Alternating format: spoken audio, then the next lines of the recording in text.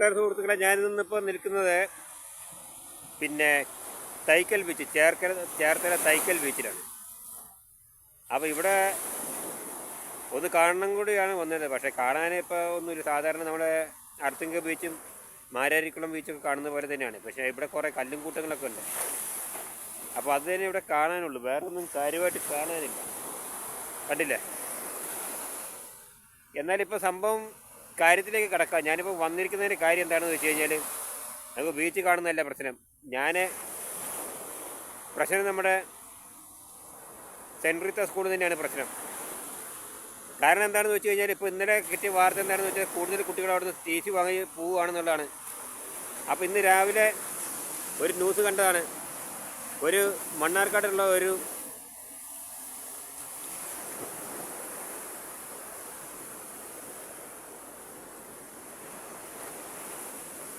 മണ്ണാർക്കാടുള്ള ഒരു ഷെരീഫ്, അയാളുടെ യൂട്യൂബ് ചാനലിൽ കൂടി പറയുന്നത് കന്യാസ്ത്രീകൾ വർഗീയവാദിയാണ്, ആ കുട്ടിയുടെ സ്വാതന്ത്ര്യം നിഷേധിച്ചു, അത് ചെയ്തു ഇത് ചെയ്തു എന്ന് പറഞ്ഞു. എന്ത് സ്വാതന്ത്ര്യം നിഷേധിച്ചത്? ക്രിസ്ത്യാനികൾ വർഗീയവാദികളാണെന്ന് ഇവൻ പറയുന്നത്. ഇവനെന്ത് അധികാരം? ഇവൻ്റെ ആൾക്കാർ തന്നെയാണ് അവിടെ സ്കൂളിൽ TC കൊടുത്ത് ഫസ്റ്റ് ജൂൺ 8-ാം തീയതി അവിടെ കയറി 4 മാസം അവിടെ ഡ്യൂട്ടി ചെയ്താൽ അവിടുത്തെ കാര്യങ്ങളൊക്കെ അംഗീകരിച്ച് പോയ ഇവരെ പെട്ടെന്ന് നിറം മാറാൻ കാരണം എന്താ? അതിനെപ്പറ്റി എന്താ ആലോചിക്കാത്തത്? അവർക്ക് മനുഷ്യത്വമില്ല. ഒരു കന്യാസ്ത്രീയല്ല, കന്യാസ്ത്രീ പദവിയിലിരിക്കാൻ യോഗ്യതയില്ല എന്ന് പറയുന്നത് ഇവനാരാ? ഇവൻ പറഞ്ഞത് എന്താണെന്ന് വെച്ച് കഴിഞ്ഞാൽ, കന്യാസ്ത്രീ ഉടുപ്പൂരിയിട്ട് പിന്നെ പബ്ലിക്കായിട്ട് എവിടെയെങ്കിലും റോട്ടിൽ നിന്നിട്ട് അല്ല എവിടെയെങ്കിലും ടൗണിലൊക്കെ നിന്നിട്ട് വർഗീയത പറയാനാണ് പറയുന്നത്. ഈ കന്യാസ്ത്രീകളുടെ ഉടുപ്പ് ഈ നാറിയാണ് സഹിച്ചു കൊടുക്കുന്നത്. എടാ ഊളെ, കാര്യം അറിയാണ്ട് വീഡിയോ ചെയ്ത് നിൽക്കരുത് കേട്ടോ. ഒരു കാര്യം പറയാം, ഞങ്ങൾ ഈ ക്രിസ്ത്യാനികളെ കൊണ്ട് കുറേ ചോദിക്കുന്നുണ്ട്. നിങ്ങളുടെ ആൾക്കാർ ഇതിനാണ് അവിടെ വർഗീയത ഉണ്ടാക്കിയ. ആ പെൺകുട്ടിയുടെ ആ തന്തയുണ്ടല്ലോ, അവനോട് ചോദിച്ചു നോക്കിയാൽ അറിയാം കാര്യങ്ങളൊക്കെ. അവന് ജൂൺ 2-ാം തീയതി അവിടെ വന്ന് ജോയിൻ ചെയ്ത് 4 മാസം കുഴപ്പമില്ല. അവിടുത്തെ സ്കൂളിൻ്റെ നിയമം അനുസരിച്ച് അവിടെ പിന്നെ പഠിപ്പിച്ച ആളാണ്.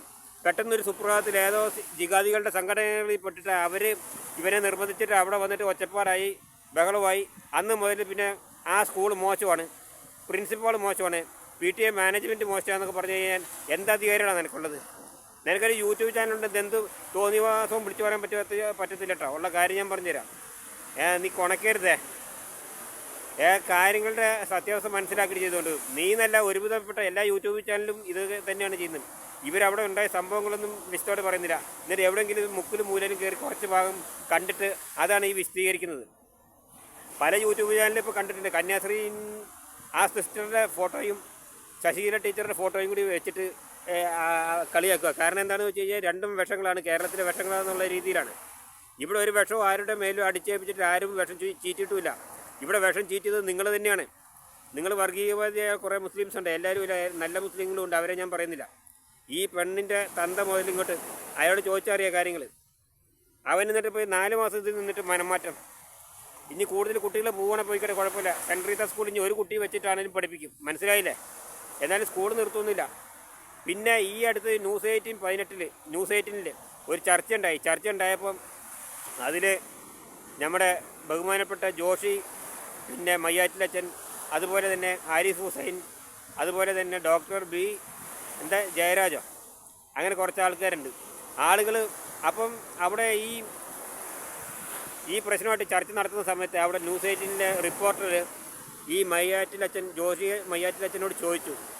അപ്പോൾ അച്ഛൻ പറഞ്ഞെന്താണെന്ന് വെച്ച് കഴിഞ്ഞാൽ, ഈ പെട്ടെന്നൊരു സുപ്രഭാതത്തിൽ ഇത് നിങ്ങൾ വന്നിട്ട് കുറച്ച് ജിഹാദികൾ വന്നിട്ട് ഇത് പിന്നെ ബഹളം ഉണ്ടാക്കിയത് എടുത്തു മാറ്റണം, നിങ്ങളുടെ നിയമങ്ങൾ മാറ്റണം, ഹിജാബ് വെച്ച് കുട്ടീനെ ഇരുത്തണം എന്ന് പറഞ്ഞാൽ അത് നടക്കുന്ന കാര്യമില്ല. ആ ഭീഷണിക്ക് മുന്നിൽ മുട്ടുമടങ്ങാൻ പറ്റത്തില്ല എന്നുള്ളതാണ്. നീ ഏത് ഊളയാടാ?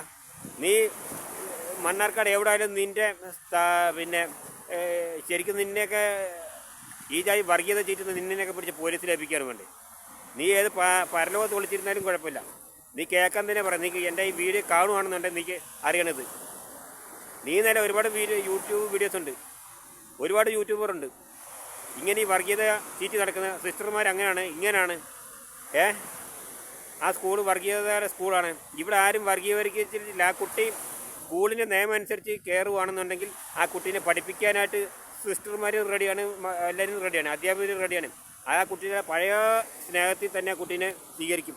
ഇവിടെ ഒരു വേർതിരിവും ഒരാളോടും കാണിച്ചിട്ടില്ല.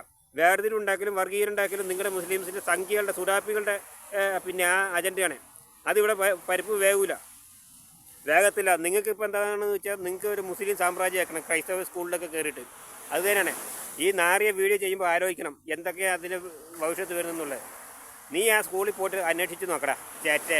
അല്ലാതെ വെറുതെ അവിടെ ഇരുന്നിട്ട് നീ ഏതായാലും ഞാൻ വില തെറിയും ഞാൻ പറയുന്നില്ല, നീ എവിടെയെങ്കിലും ഊളത്തരം എവിടെയെങ്കിലും ഇരുന്നിട്ട് വിളിച്ചു പറഞ്ഞിട്ട് കാര്യമില്ല. നിന്നെപ്പോലെ ഒരുപാട് യൂട്യൂബേഴ്സ് ഉണ്ട് ഇങ്ങനെ. ഷെമീന, അതുപോലെ തന്നെ ഒരു സ്വാമിയുണ്ട്, പിന്നെ ഒരു എന്താ സന്ദീപ് എടപ്പാൾ, അതുപോലെ തന്നെ ഒരു എന്താ ഒരു വെന്നീസ് എൻ്റർടൈൻമെൻറ്റ്. ഇങ്ങനെയുള്ള ആളുകളൊന്നും ഈ വീഡിയോ ശരിക്കും പോയിട്ട് അവിടെ ഉണ്ടായ സംഭവങ്ങൾ വിശദീകരിക്കുന്നില്ല. പെണ്ണിൻ്റെ തന്തയുടെ ഭാഗം നിൽക്കുകയാണ്. എന്താണ് ഈ സ്കൂൾ എന്താ ചെയ്ത കുറ്റം എന്താണ്? ആ 4 മാസം അവിടെ ഒരു കുഴപ്പമില്ലാതെ പഠിപ്പിച്ചതോ. ഇവർ വേറെ ക്രിസ്ത്യൻ സ്കൂളിൽ പോവുകയെന്ന് പറയുന്നു. ആ പെണ്ണിൻ്റെ ഉമ്മ പറയുന്നു. പെണ്ണിൻ്റെ ഉമ്മയാണ് ആരുടെ ഉമ്മയാണെന്ന് അറിയാം. 2 കുട്ടികളെ കൂടി അവിടെ നിന്ന് മാറ്റുന്നു പറയുന്നുണ്ട്.